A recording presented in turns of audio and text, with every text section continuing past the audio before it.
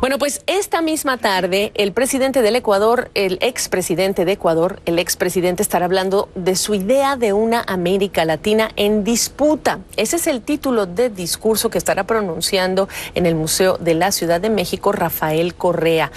El expresidente está atento a lo que pasa en su país, en Ecuador, después de las protestas generadas por el retiro de los subsidios al combustible. Protestas que a él le sirvieron para decir, por cierto, que estaría interesado en regresar al poder si se adelantan las elecciones, como él mismo pidió insistentemente en redes sociales. El gobierno ecuatoriano, el actual, está dialogando con sectores para asegurar un plan de ajuste que sea viable, que se pueda implementar y que ayude a corregir los desequilibrios fiscales que llegaron de la gestión previa. Del decreto 883 sobre combustibles, de las lecciones que dejaron las protestas en Ecuador y en otros países como Chile, charlamos con Richard Martínez, el ministro de Economía del Ecuador. Es muy importante mencionar que sí sobrevive el concepto en esencia de la focalización de los subsidios para evitar que beneficien a las personas que más tienen, para evitar que beneficie al contrabando y garantizar un concepto de justicia con los más pobres. Lo que hemos avanzado en estas semanas es en un proceso de diálogo con muchas organizaciones de la sociedad civil para estructurar el nuevo decreto, un decreto que tenga mecanismos claros y específicos de focalización para evitar que afecte a las personas que menos tienen. ¿El ajuste fiscal, entonces, tendrá un componente de reducción de subsidio a los combustibles? El próximo año, para la proforma que hemos enviado a la Asamblea, incluimos un valor de 650 y algo más de millones de dólares para la reducción de los subsidios. El decreto 883 en su conjunto tenía un objetivo de 1.500 millones de dólares. Evidentemente ese propósito con la derogatoria del decreto ya no se puede cumplir, pero hemos establecido una meta de 650 millones de dólares para en el diálogo encontrar los consensos para la implementación de este instrumento. El diálogo avanza, es un diálogo positivo, creo que quedan muchas lecciones después de lo sucedido, entre ellas la voluntad de avanzar en la focalización de los subsidios, pero por otro lado también que esa focalización evite que se afecte a las personas más vulnerables. Mi pregunta es ¿en qué situación se encuentra el programa del Ecuador con el Fondo Monetario Internacional después de lo que vimos? Ciertamente este acuerdo tiene que ser analizado en su integralidad para el futuro, porque las metas que estaban previstas ya algunas de ellas no se van a poder cumplir en su totalidad. Sin embargo, más allá de la parte cuantitativa, lo importante es mantener el espíritu en sí mismo del acuerdo con todos los multilaterales.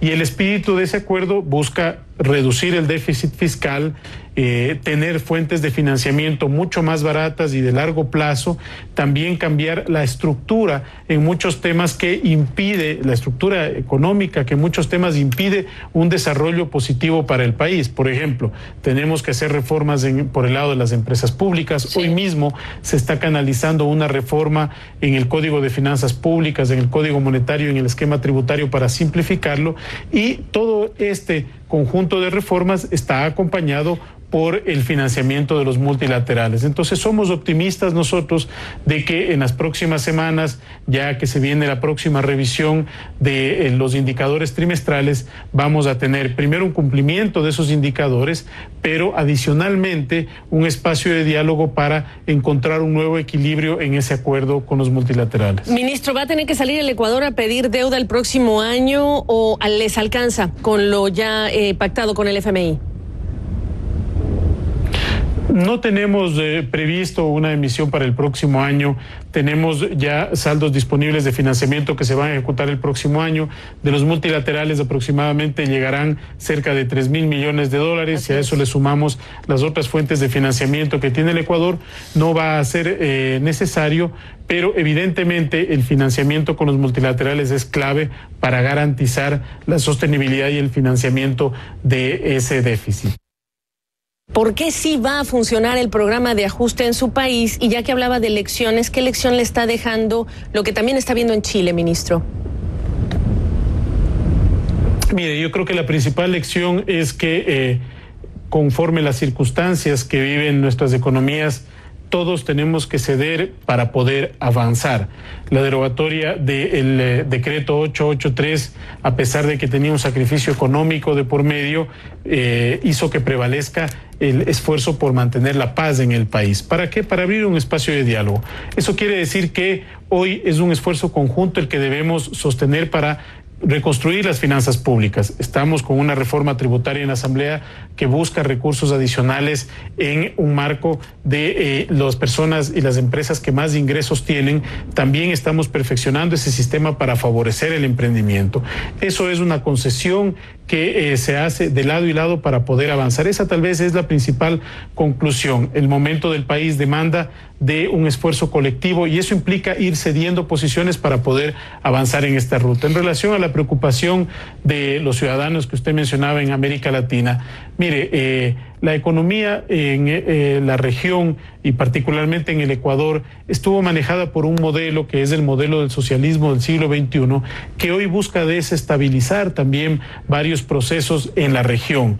Y ese modelo de un excesivo gasto, de un gasto que no tenía forma de financiarse en el largo plazo, es el que genera estas decisiones. Al final del día, los equilibrios macroeconómicos y en la parte fiscal tienen que encontrarse y las soluciones no son demasiadas, sino en los instrumentos puede haber varias alternativas, pero uno en las soluciones tiene que financiar esto por el lado del ingreso, incrementando los ingresos, por la vía tributaria, por el lado del gasto, reduciendo el gasto, o por el lado también de estos gastos ineficientes, como en el caso de los subsidios. Allí están las alternativas y lo importante es que este proceso no recaiga en las personas más vulnerables y que esas personas tengan una cobertura de protección social para evitar que la pobreza aumente.